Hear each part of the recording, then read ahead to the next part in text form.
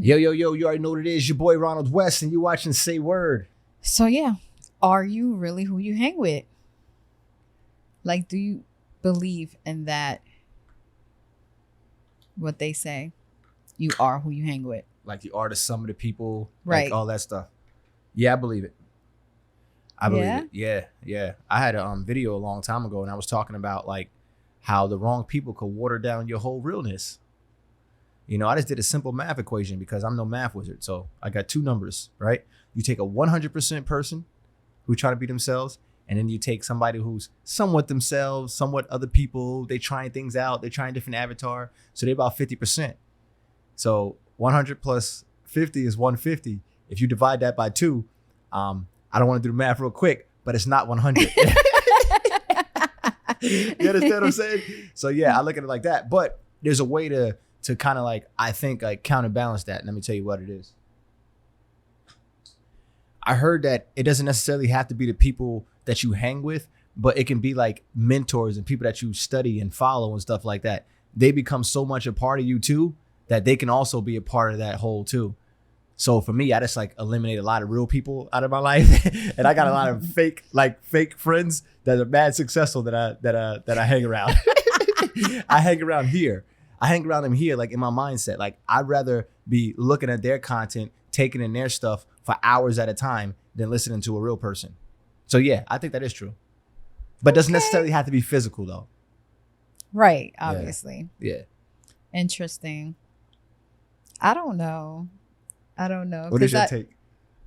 I mean, I guess it depends on how much you're around the people, because I would say I hang around with people that I'm not exactly like we may have certain things in common, but not all things, you know? Right.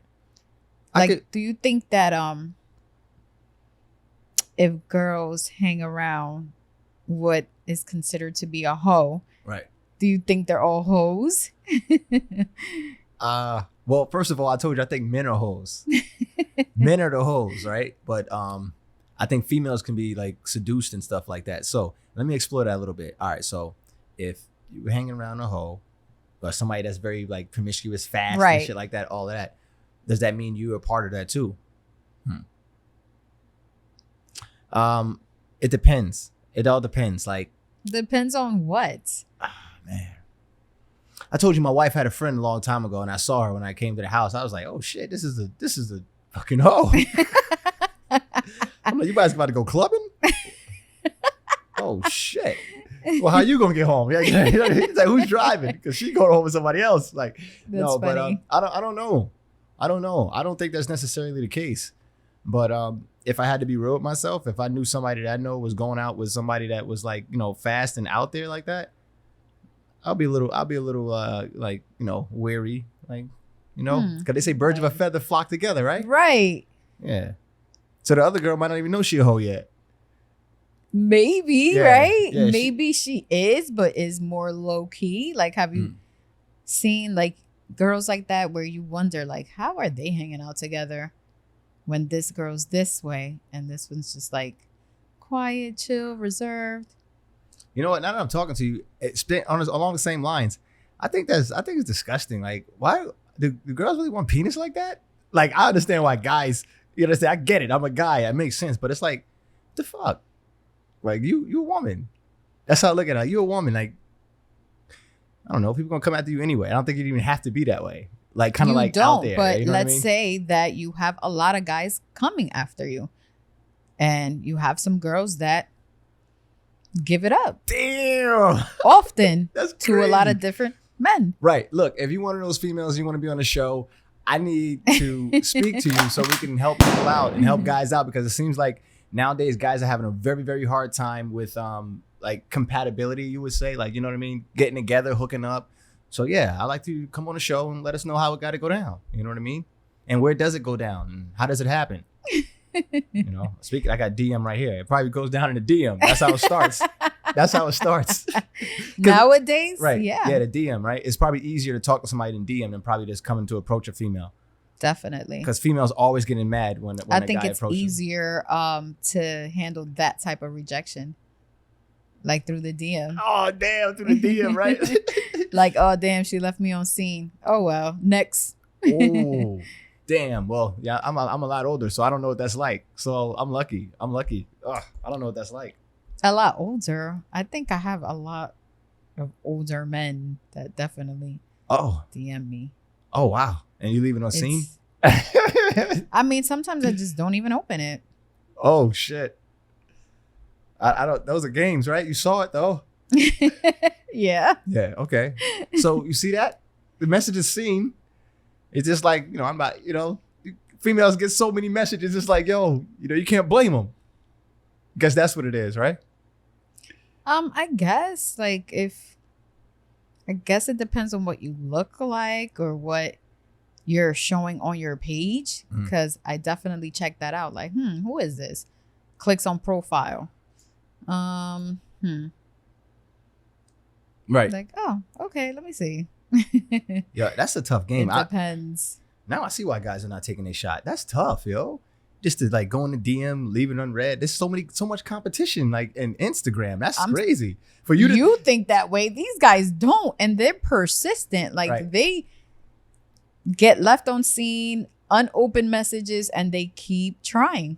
Wow, yeah. I think I would say like after 2 times, you leave it alone. Like, you know what I mean? What happens is, wow, this is crazy. There's so much competition. I love competition, and it's right there in front of your face on Instagram, right? So basically, for those people who don't post and know it's like creating content and posting and getting nobody to view your shit, so it's almost similar to sending a DM to a young lady or whoever you're trying to talk to, and it goes unseen. Like you're hoping your DM goes viral for them, right? It's like, oh, so if she answers back to your DM or he answers back to your algorithm. DM, oh shit, no, my DM went viral. He really liked this. No, this is dope. See, I include everybody. He and she. You see how I did it? I include everybody. Yeah. But yeah, that's crazy. Yeah, but for guys, don't overshoot your shot like that, man. Don't do that. Because obviously she's saying right here, she's leaving the shit on scene.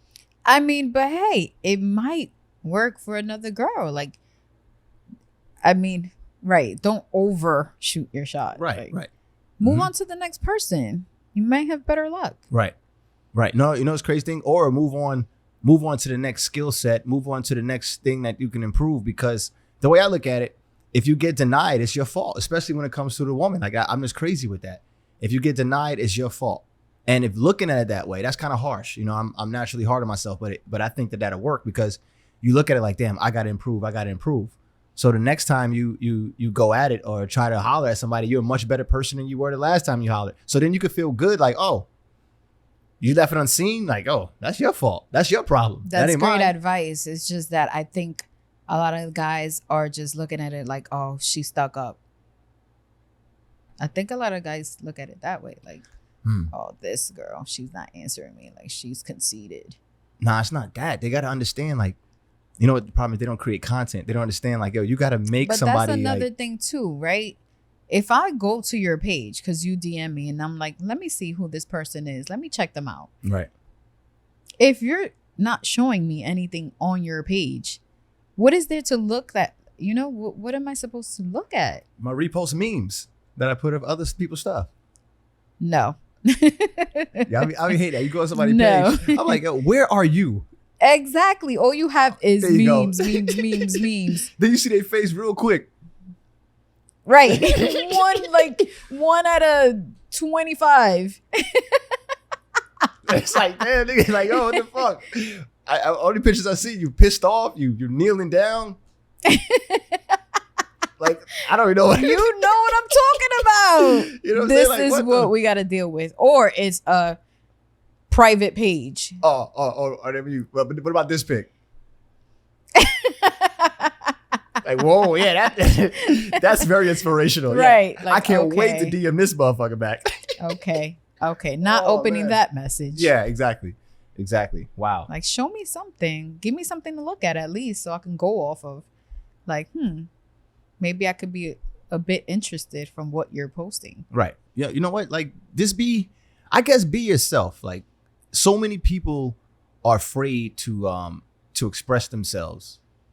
So I get like express yourself. That's what I'm saying. Be yourself is Right. real cliche, right? So that's like me being like everybody else saying be yourself. But just express yourself, and it's like be arrogant with it, and just let the chips fall where they may. I know that's my whole expression. Like, yo, man, whatever. This is what the fuck it is, right? You know what I mean? Right. I watched so many guys, and I was out with my wife the other day. We went to this restaurant in Montclair.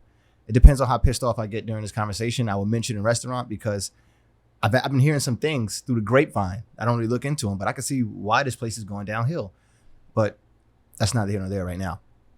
So I'm seeing these. We always like to look at the couples, to scan the couples and everything like that, right? Mm-hmm. Just to see how they're interacting with one another and stuff like that. So I noticed like there's always tension, like weird tension amongst the couples and everything. It's like you could tell who's been together for a long time, who just got together and shit like that. So I find it funny when like I see women's eyes like start gazing and stuff like that. I'm like, yo, the conversation must not be interesting. Well, if they gaze at me, I get it. It's like, what the fuck is that? No, but that's not what I mean. But they gazing too much at everybody. Like me, it's a little different story. They're distracted. Right. They're distracted. Like, distracted on the phone. And I'm like, damn, look at this. Everybody's eating and shit, knife and fork. Man, I got my food, and I've always been like this. I got my chicken wings, and I went to town. So I like taking advantage of the fact that I can be like that with my wife, right? Mm-hmm. So that's an asshole move on me. Like, so everybody that's ever watching, ever seen me at a restaurant, if I'm eating like that, and my wife knows I'm doing that shit on purpose because it's like, you on your little date, but you can't be comfortable or do this. Damn, this shit good. Right? The fuck? I'll be like, but what happens is I purposely do it, and that shit is contagious. You start seeing other people start being like, because the guy is mad competitive. He's like, this table over here look popping. Like, right. They going in. They going in. I'm about to eat my shit too. Like, I love doing that type of stuff. But it just goes to say, like, be yourself. Right. Be yourself. I mean, don't do no crazy, like, this disgusting shit, like farting at the table or dumb shit like that. Right. Or me, I don't like burping. My bad. Bitch, that ain't your bad, motherfucker. The fuck was that? Yeah, that's nasty. Sorry. I don't care if you said sorry. It's nasty. Never talking to you again. Woo. Okay, now you're gonna make me say the restaurant if you don't have a problem with it, and I'm just being too I guess I'm not progressive enough.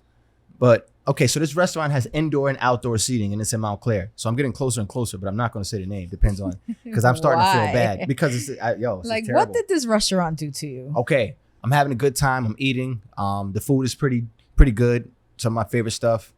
I just finished smoking a blunt right before I went in there. So I was, everything was good. So I can't really gauge the food. But what happened was as I was finished eating, like, I'm just finishing my drink. I've seen this on a couple occasions.